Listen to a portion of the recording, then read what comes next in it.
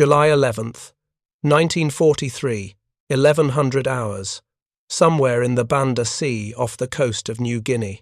Commander Lawson Ramage pressed his face against the rubber eyepiece of the periscope aboard USS Parche, watching a sight that defied everything the United States Navy had taught him about torpedo warfare.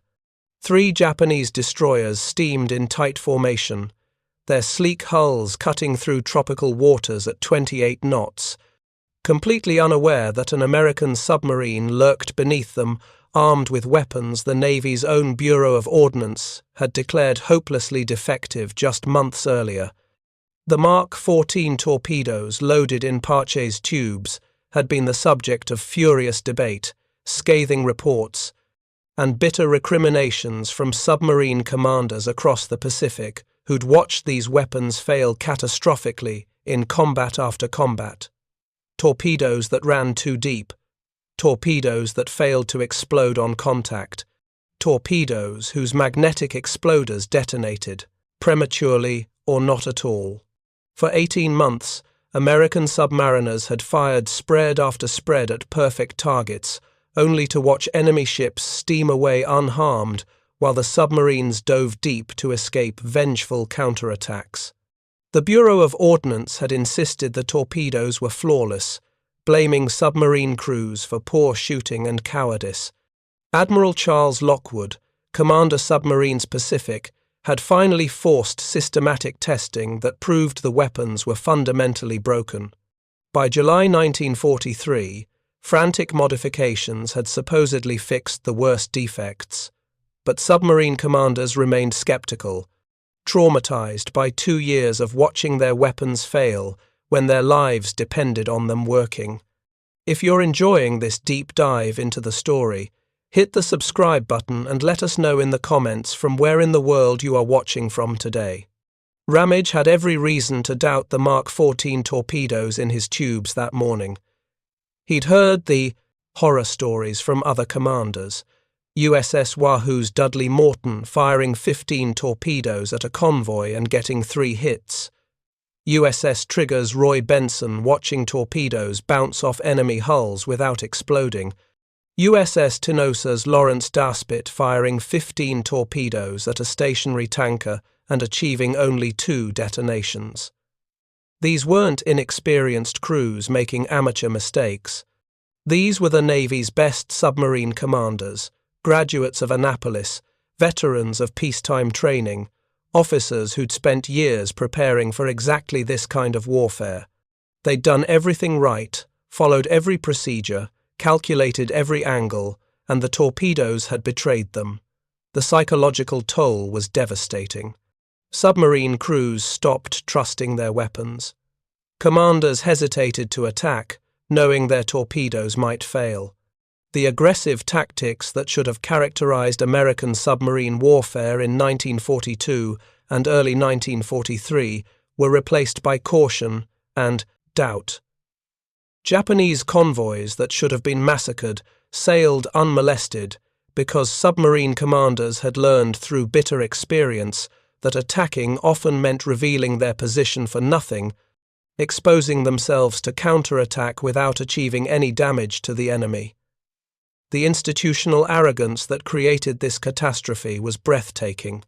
When submarine commanders reported torpedo failures, the Bureau of Ordnance responded with condescension and denial. When Admiral English, Commander Submarines Pacific Fleet, compiled detailed reports documenting systematic torpedo defects, the Bureau dismissed them as excuses for poor performance. When officers proposed modifications based on combat experience, they were ignored or reprimanded for questioning Bureau expertise. This wasn't incompetence. This was institutional pride refusing to acknowledge reality even as American submarines were being sunk, American sailors were dying, and the entire Pacific submarine campaign was crippled by defective weapons. The Mark 14 torpedo had been developed during the 1930s when budget constraints limited live-fire testing. Peacetime exercises used practice torpedoes with inert warheads. The actual combat torpedoes with their sophisticated exploders were too expensive to expend in training. This meant the weapon entered service virtually untested under realistic conditions.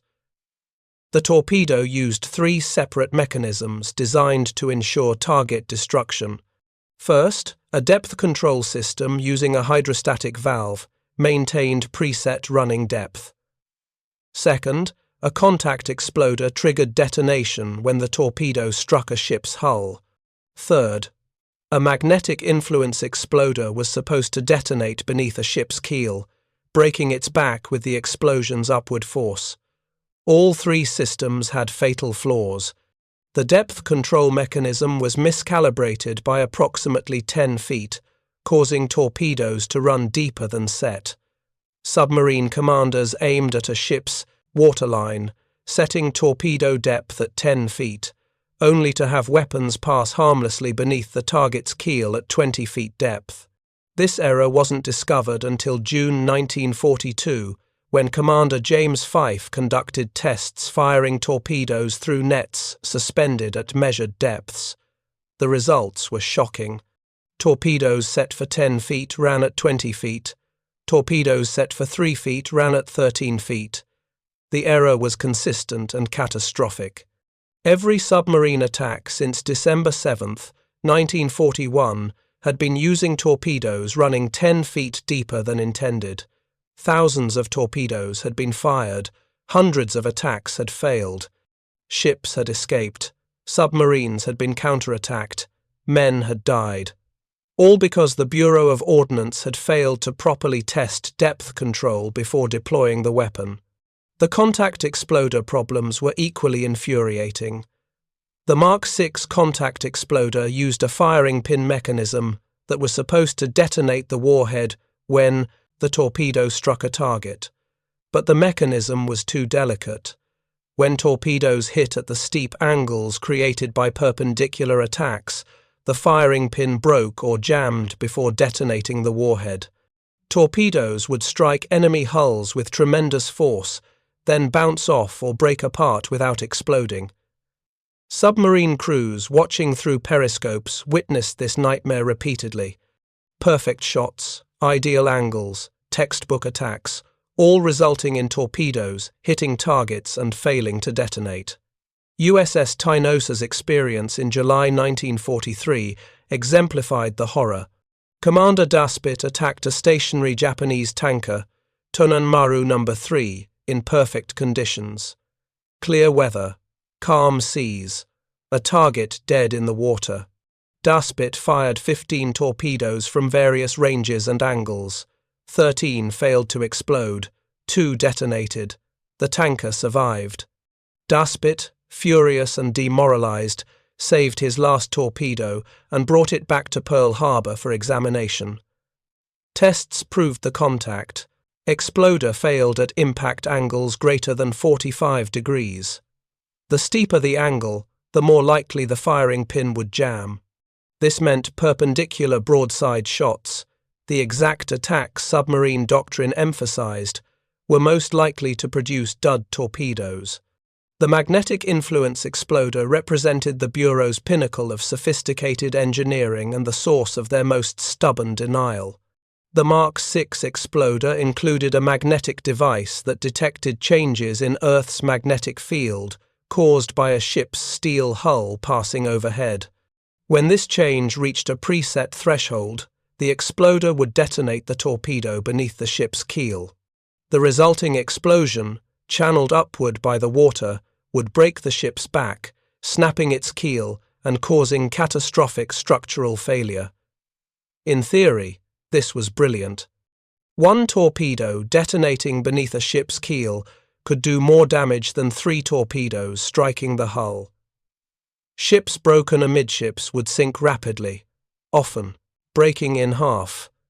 The Bureau was so proud of this technology that they classified it at the highest levels, refusing to share details even with submarine commanders who would use the weapons in combat.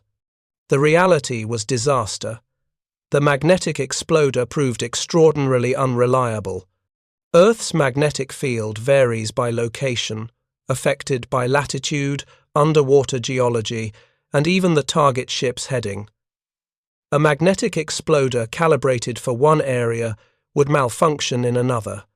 Torpedoes detonated prematurely, exploding hundreds of yards before reaching their targets. Torpedoes failed to detonate at all, passing directly beneath enemy ships without triggering. Some torpedoes exploded immediately after leaving the tube, nearly destroying the firing submarine.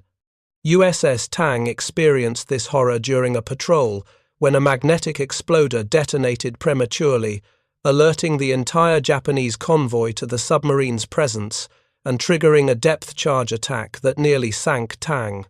The problem was the magnetic exploder couldn't distinguish between the target's magnetic field and random variations in Earth's magnetic field. It was sophisticated technology applied without adequate testing, deployed without proper calibration, and defended with institutional arrogance, even as combat results proved it worthless. By June 1943, Admiral Lockwood had ordered magnetic exploders deactivated on all torpedoes in the Pacific Fleet. This decision was made without Bureau approval and against explicit Bureau instructions. Lockwood, watching his submarines return from patrol after patrol with stories of torpedo failures, finally acknowledged that the magnetic exploder was killing more American submarines through premature detonations than it was killing Japanese ships through successful attacks. Deactivating the magnetic exploder meant torpedoes would only detonate on contact with the target's hull. This simplified the weapon but couldn't fix the contact exploder problems or the depth control errors. Those defects required different solutions. The depth control fix came from modifications developed by submarine tenders using data from Commander Fife's testing. Adjusting the hydrostatic valve mechanism corrected the depth error. By July 1943, most Pacific Fleet submarines had received the modification.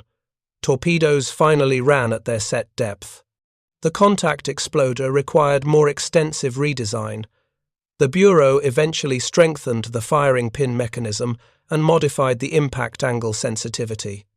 These changes were implemented gradually throughout mid-1943. By the time USS Parche departed on her second war patrol in June 1943, her Mark 14 torpedoes theoretically incorporated all the fixes.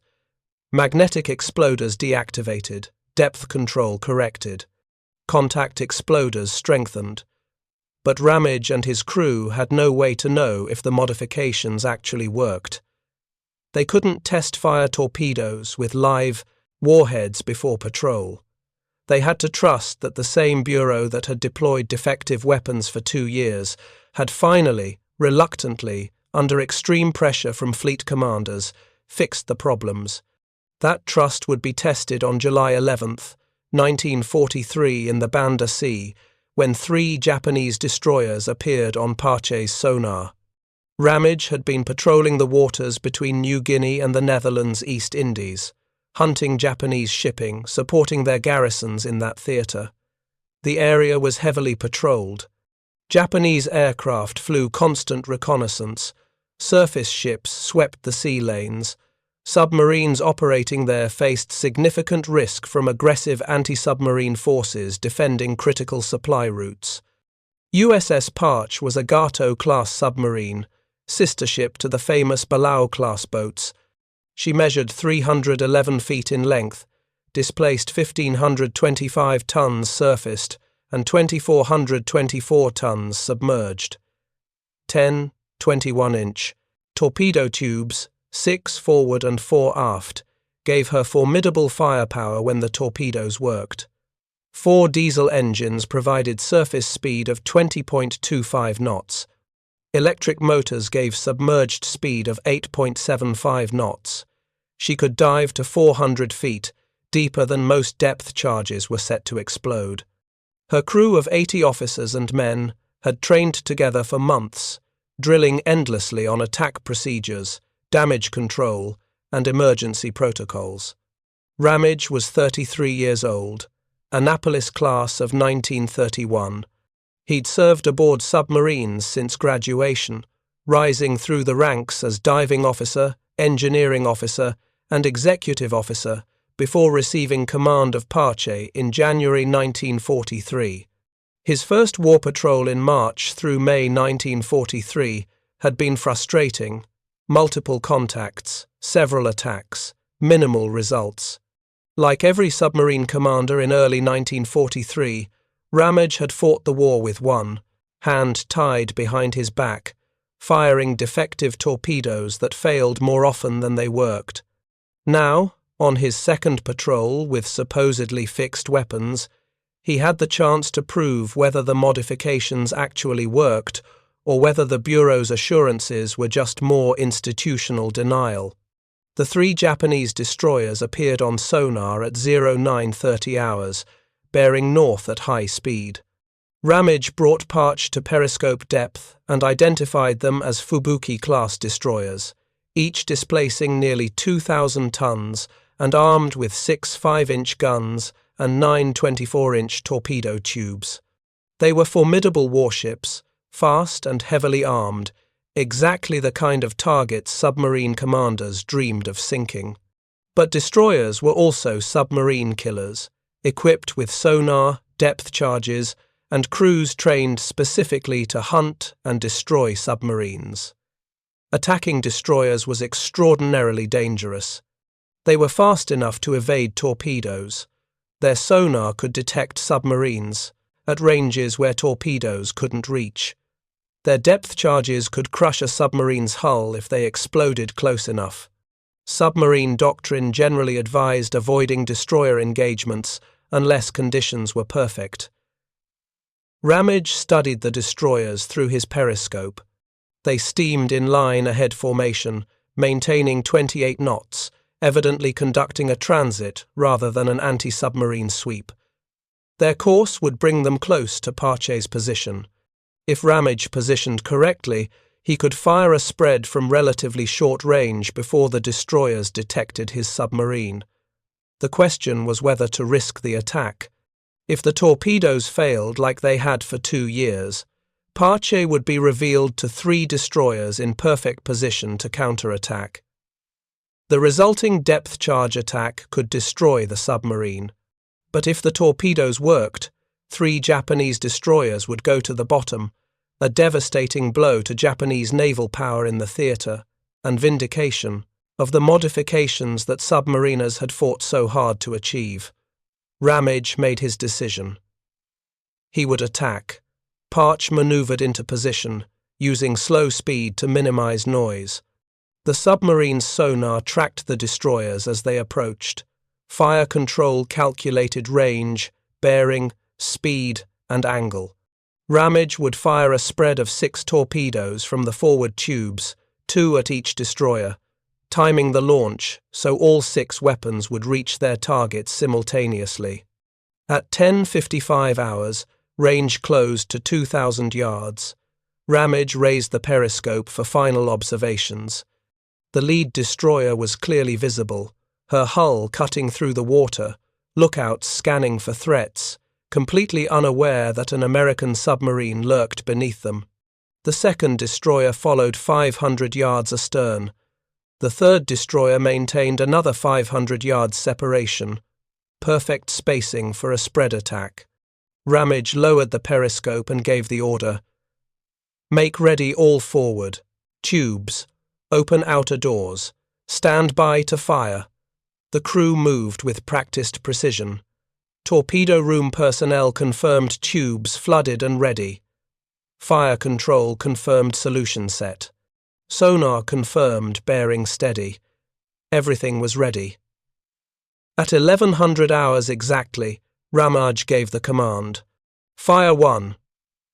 The submarine shuddered slightly as compressed air ejected the first torpedo. 3 seconds later. Fire 2. Then 3, 4, 5, and 6 in rapid succession. 6 Mark 14 torpedoes, each carrying a 663-pound Torpex warhead, each supposedly fixed after 2 years of catastrophic failures, raced through the water toward 3 Japanese destroyers. If you find this story engaging, please take a moment to subscribe and enable notifications. It helps us continue producing in-depth content like this. Ramage ordered Parche deep immediately after firing. The submarine dove to 300 feet and turned away from the attack bearing. Now came the agonizing wait. The torpedoes ran at 46 knots, requiring approximately 2 minutes to reach their targets. During those 2 minutes, Ramage and his crew would discover whether the Bureau's modifications worked or whether they just revealed their position for nothing. The entire crew listened in tense silence. Sonar tracked the torpedoes as they ran toward the destroyers. No premature detonations. That was good. The magnetic exploders were definitely deactivated.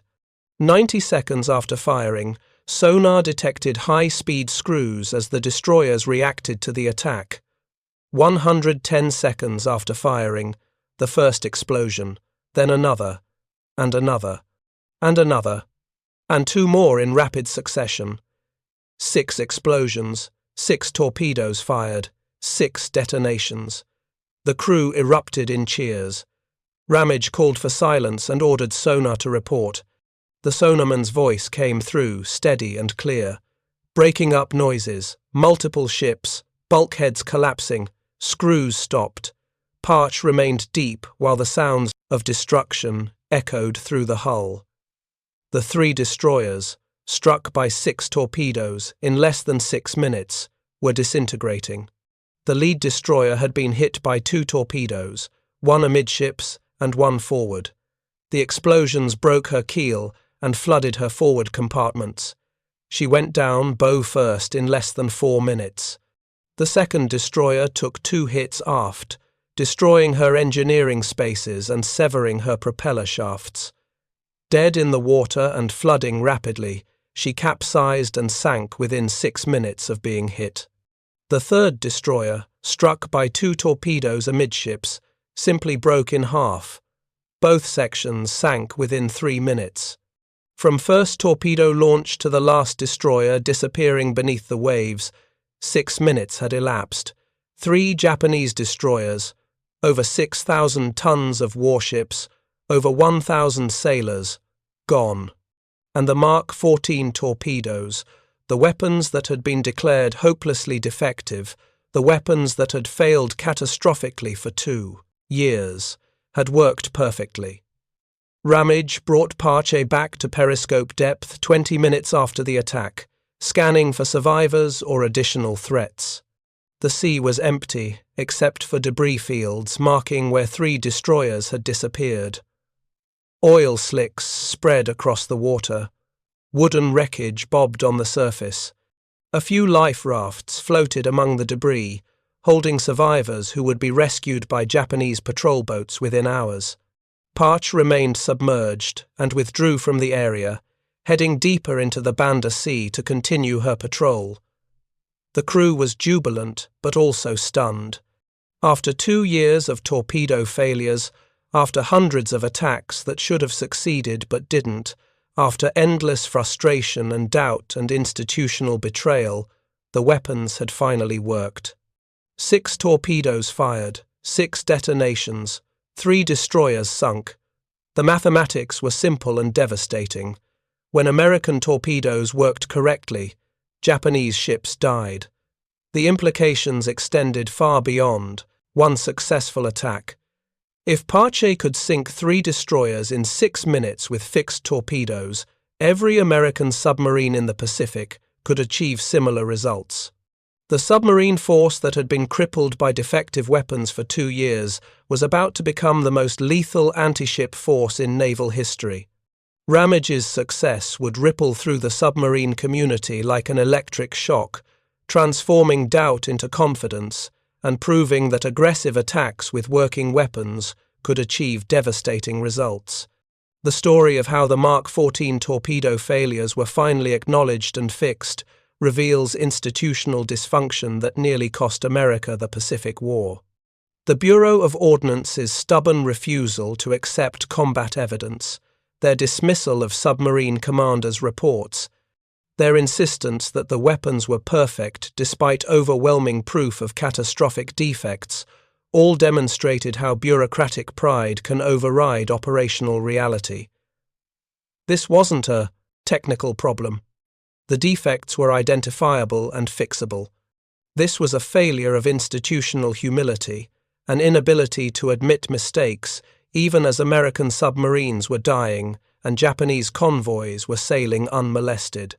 Admiral English and Admiral Lockwood's determination to force the issue, conducting systematic tests despite Bureau opposition, probably saved the Pacific submarine campaign from complete failure. Their willingness to defy institutional authority and prove definitively that the torpedoes were broken required courage that matched anything submarine crews demonstrated in combat. They risked their careers to protect their men and fix weapons that should never have been deployed in such defective condition. The testing that finally proved torpedo defects was conducted under conditions that left no room for denial. Commander Fife's depth control tests in June 1942 used nets suspended at precise measured depths. Torpedoes were fired through these nets, leaving clear holes that proved they ran 10 feet deeper than set. The Bureau couldn't dispute physical evidence of torpedoes passing through nets at 20 feet when they were set for 10 feet.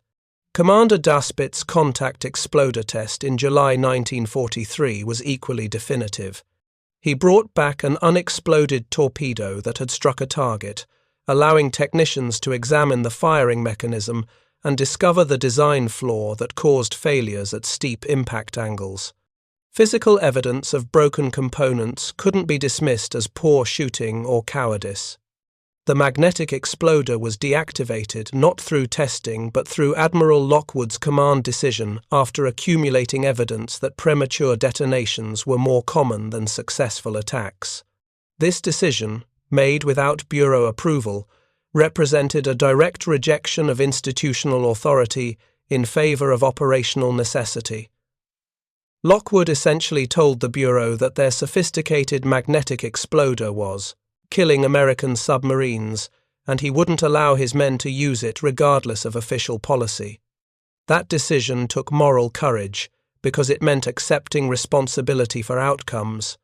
If magnetic exploders had suddenly started working perfectly after Lockwood deactivated them, his career would have ended. But Lockwood understood that leaders sometimes must make decisions based on incomplete information and accept consequences. He believed the magnetic exploder was more dangerous to American submarines than to Japanese ships, and he acted on that belief. The submarine force's transformation after torpedo fixes were implemented was dramatic. In 1942, American submarines sank approximately 180 Japanese merchant ships, totaling 600,000 tons. Results were minimal despite submarines conducting hundreds of patrols and firing thousands of torpedoes. In 1943, with partially fixed torpedoes, submarines sank approximately 284 merchant ships totaling 1.3 million tons. Results improved as modifications were gradually implemented. In 1944, with fully functional torpedoes, submarines sank approximately 600, 3 ships totaling 2.7 million tons. The difference was staggering. Once torpedoes worked reliably, American submarines became the most effective commerce raiders in history, sinking ships faster than Japanese shipyards could replace them. The strategic impact extended beyond simple tonnage calculations. Japan was an island nation that imported virtually all raw materials needed for industrial production. Oil from the Netherlands East Indies, rubber from Southeast Asia, iron ore from Manchuria, rice from Korea and Formosa. All these materials traveled by ship through sea lanes that stretched thousands of miles across waters American submarines controlled. When submarines couldn't sink ships because torpedoes failed, Japan's war economy functioned. When submarines began sinking ships reliably with fixed torpedoes, Japan's war economy strangled. By 1945, Japanese factories shut down for lack of raw materials. Civilians faced starvation as food imports ceased. Military forces couldn't be supplied or reinforced because transport ships were sunk before reaching their destinations. The submarine blockade, more than strategic bombing or island campaigns, destroyed Japan's ability to sustain modern warfare. Ramage's attack on 3 destroyers in the Banda Sea demonstrated what individual submarines could achieve with working weapons. But the broader campaign involved hundreds of submarines conducting thousands of patrols across the entire Pacific. Submarines like USS Tang under Richard O'Kane, USS Flasher under Reuben Whitaker, USS Barb under Eugene Fluckey, USS Archerfisher under Joseph Enright, and dozens of others created a maritime graveyard that stretched from Japan's home islands to Southeast Asia. Japanese merchant captains refused to sail without massive escorts. Convoy routes were abandoned as too dangerous. Critical supplies remained in conquered territories because there were no ships to transport them safely. The Japanese Navy, designed for offensive carrier operations and battleship combat, proved incapable of protecting merchant shipping. The Imperial Japanese Navy's failure to develop adequate anti-submarine warfare doctrine remains one of history's great strategic blunders. Britain, facing German U-boats in the Atlantic, devoted enormous resources to convoy protection, developed sophisticated tactics, built hundreds of escort vessels, and eventually defeated the submarine threat through systematic application of technology and doctrine. Japan did none of this, despite facing an identical threat. The cultural reasons for this failure were rooted in Japanese naval tradition. The Imperial Navy viewed decisive surface battle as the path to victory, regarding convoy protection as defensive and unglamorous. Top officers sought command of carriers and battleships, not escort vessels. Resources went to offensive weapons, not defensive measures. This institutional bias left merchant shipping catastrophically vulnerable to submarine attack. The Grand Escort Command, established in November 1943 as Japan's attempt to organize convoy protection, was too little too late. It received obsolete destroyers, insufficient frigates, poorly trained crews, and minimal resources. Japanese planners requested 300 to 60 anti-submarine frigates, but received only 40. These vessels lacked modern sonar, possessed only primitive depth charges, and operated without air support or coordinated tactics. American submarines equipped with radar could detect convoys at 15 miles range at night. Japanese escorts with outdated listening equipment could detect submarines only at ranges under 2,000 yards, usually too late to prevent attacks. The tactical advantage was overwhelming. American submarines could track convoys from beyond detection range, maneuver into attack position using superior surface speed, fire torpedoes from ranges where escorts couldn't respond, then dive deep and escape before counterattacks began. When escorts did drop depth charges, American submarines dove below 400 feet, deeper than most Japanese depth charges were set to explode. The combination of technological superiority, tactical innovation, and working torpedoes after mid-1943 created a massacre. Ramage's success with Parche was part of this broader transformation. He completed his second patrol in August 1943 with 8 ships sunk, including the 3 destroyers. His aggressive tactics and willingness to attack high-value warship targets became a model for other commanders. The Navy awarded him the Navy Cross for the destroyer attack, recognizing that sinking 3 warships in one engagement was extraordinary. Even in a war full of extraordinary achievements, Parche conducted 5 war patrols under Ramage's command, sinking 19 ships totaling over 60,000 tons. She received 3 Navy unit commendations and 4 battle stars. Ramage was promoted to captain, and later received the Medal of Honor for surface gun actions during Parche's 5th patrol when he engaged multiple Japanese ships with the deck gun, demonstrating the same aggressive spirit that characterized the destroyer attack. The human cost of the torpedo crisis extended beyond simple operational failures. Submarine crews who departed on patrol in 1942 and early 1943 faced Japanese defenses with weapons they couldn't trust. They maneuvered into attack positions, calculated firing solutions perfectly, launched torpedoes at ideal targets, and watched the weapons fail. Then they dove to escape depth charge attacks, knowing they'd revealed their position for nothing, endangered their boat, crew for no result, and would return to base with another report of torpedo failures that the Bureau would dismiss. The psychological toll was devastating. Commanders lost confidence in their weapons and their judgment. Crews questioned whether attacking was worth the risk when torpedoes failed more often than they worked. Some submarines became cautious, avoiding attacks they might have pressed if confident in their weapons. Others became reckless, firing excessive torpedoes at single targets to compensate for expected failures, then running out of ammunition early in patrols. The institutional betrayal compounded the operational failures. Submarine commanders weren't questioning torpedo performance based on speculation or fear. They were reporting systematic defects based on combat experience, often documenting exact circumstances of failures with detailed logs and photographs. The Bureau's response, dismissing these reports and blaming submarine crews, represented a profound betrayal of trust between technical authorities and operational forces. When the Bureau finally acknowledged defects and implemented fixes, there was no apology, no acknowledgement of error, no recognition that 2 years of failures had been caused by their weapons rather than submarine crews' incompetence. The fixes were implemented quietly, as if the problems had never been denied. This institutional arrogance had consequences beyond torpedo performance. Submarine commanders learned to distrust shore-based technical authorities.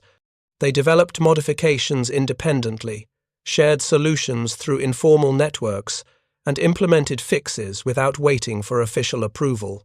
This culture of operational innovation served the submarine force well, but reflected broken institutional relationships that should never have developed. The contrast between American and Japanese approaches to technological problems illuminates broader cultural differences that influenced the war's outcome. When American torpedoes failed, submarine commanders reported defects, fleet commanders investigated, testing proved problems existed, and modifications were eventually implemented despite bureaucratic resistance. The system was slow and frustrating, but it ultimately corrected errors and produced working weapons. When Japanese torpedoes failed, which they did with concerning frequency, reports were suppressed, commanders were blamed, and institutional pride prevented acknowledgement of defects.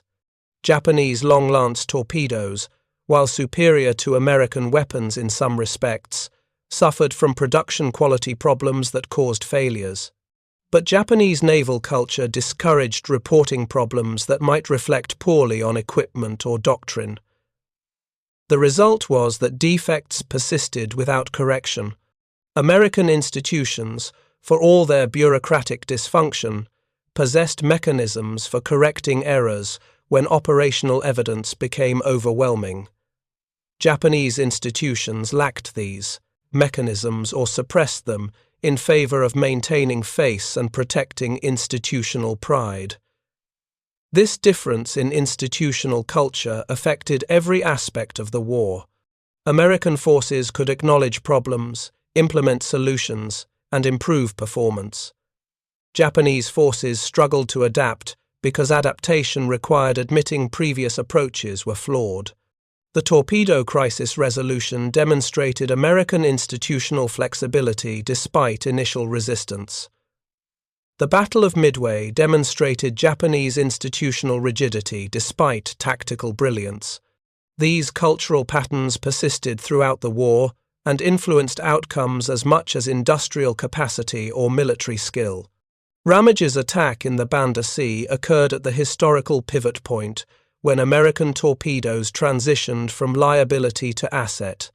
July 1943 marked the moment when modifications had been implemented widely enough that submarine commanders could trust their weapons. The psychological impact of this transition equaled the technical impact. Commanders who'd spent 2 years doubting their torpedoes suddenly possessed reliable weapons. The aggressive tactics that had been too risky with defective torpedoes became devastatingly effective with working weapons. The submarine campaign's acceleration after mid-1943 reflected this transformation. Commanders attacked with renewed confidence. Crews trusted their weapons.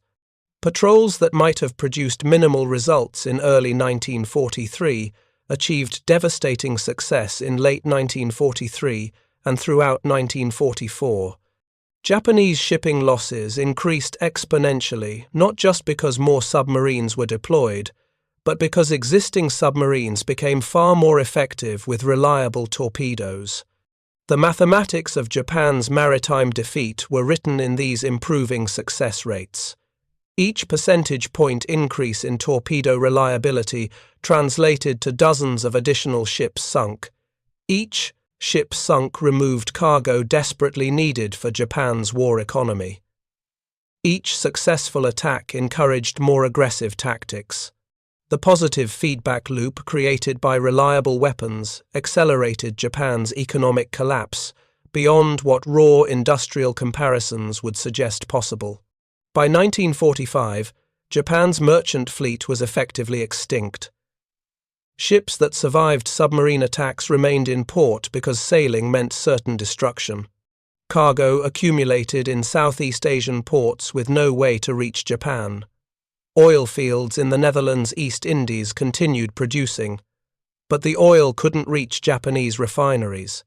Raw materials sat unused while Japanese factories shut down for lack of inputs. The submarine blockade strangled Japan more effectively than surface fleets or strategic bombing could achieve. And this blockade became possible only after the torpedo crisis was resolved. Ramage retired from the Navy as a vice admiral in 1969 after a distinguished career that included command of multiple submarines, service during the Korean War, and senior leadership positions. He died in April 1990 at age 80.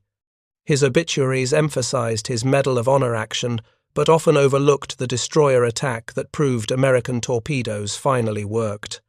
Yet that attack in July 1943 represented a turning point as significant as any battle in the Pacific War.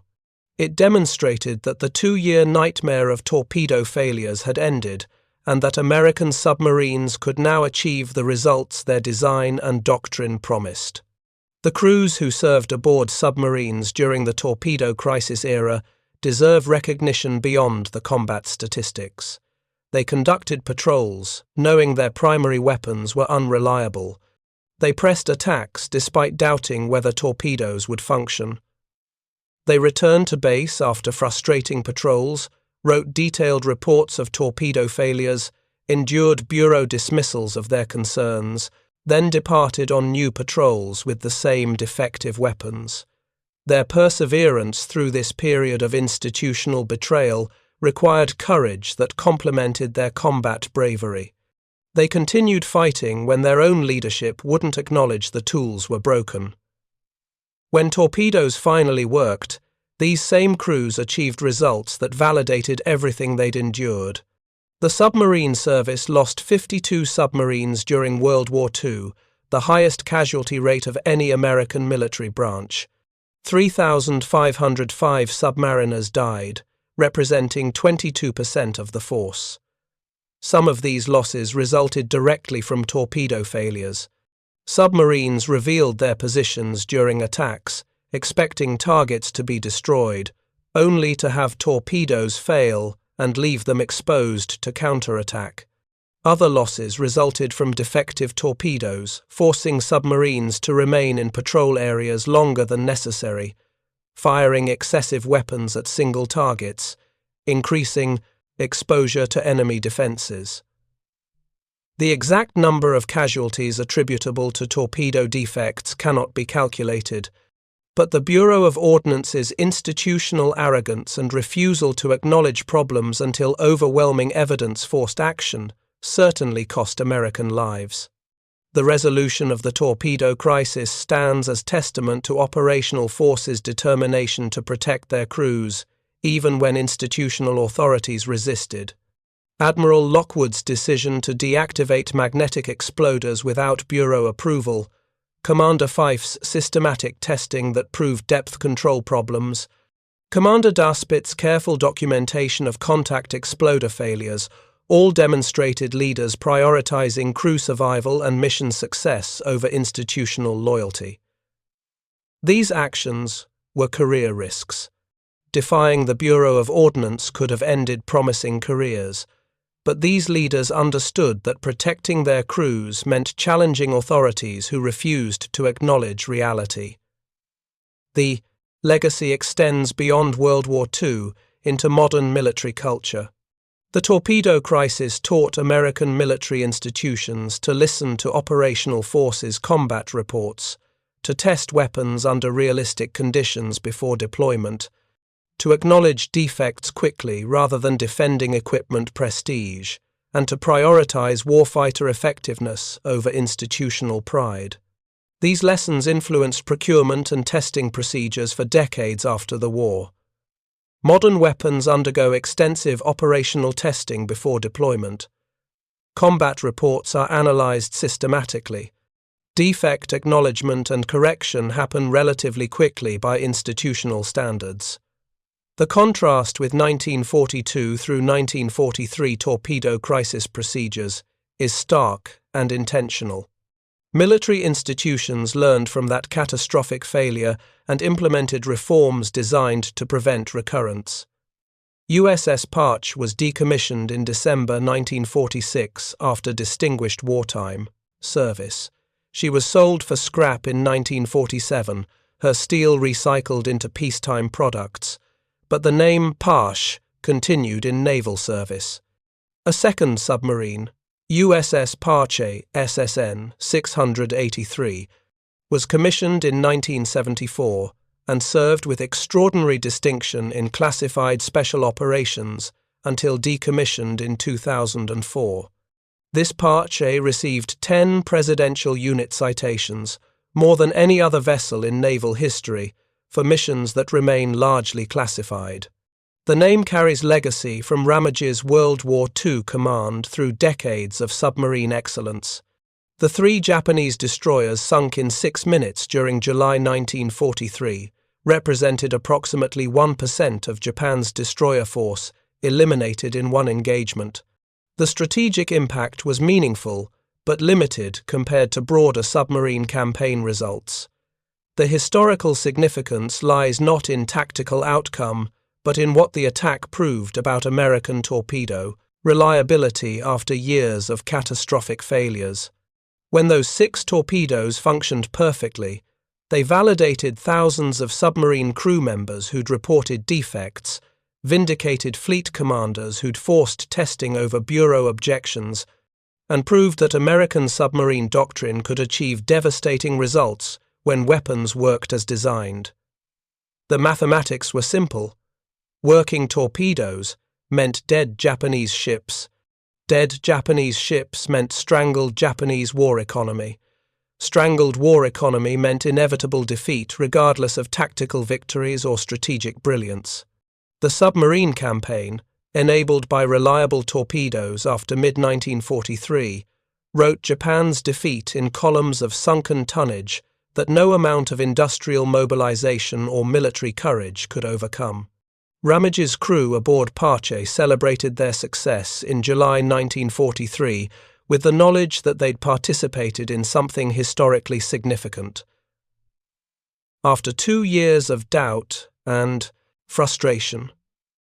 After watching torpedo after torpedo fail, when American lives depended on them working, they'd fired 6 weapons and achieved 6 detonations.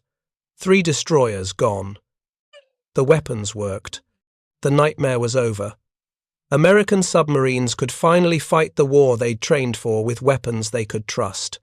The transformation from doubt to confidence, from caution to aggression, from failure to success, all pivoted on that moment when reliable torpedoes proved that American submarine design, tactics, and crews were as effective as everyone had believed they would be before defective weapons crippled the campaign. The human element persists through all technical discussions and strategic analysis. Real sailors operated these submarines. Real families waited for patrol returns that sometimes never came.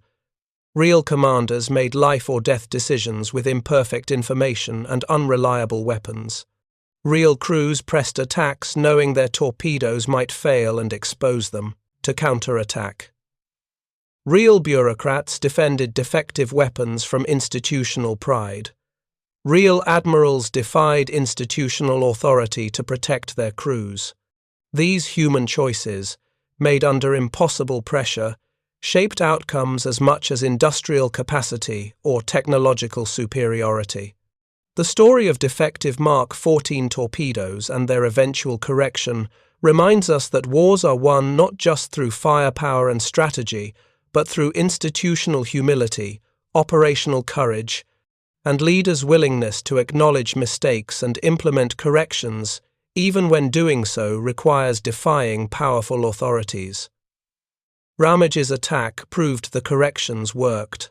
The broader submarine campaign proved what American forces could achieve when given proper tools. And the 3,505 submariners who died during the war, some because of defective torpedoes that betrayed them, deserve remembrance not just for their sacrifice, but for their perseverance through institutional failures that should never have occurred. Thank you for watching. For more detailed historical breakdowns, check out the other videos on your screen now, and don't forget to subscribe.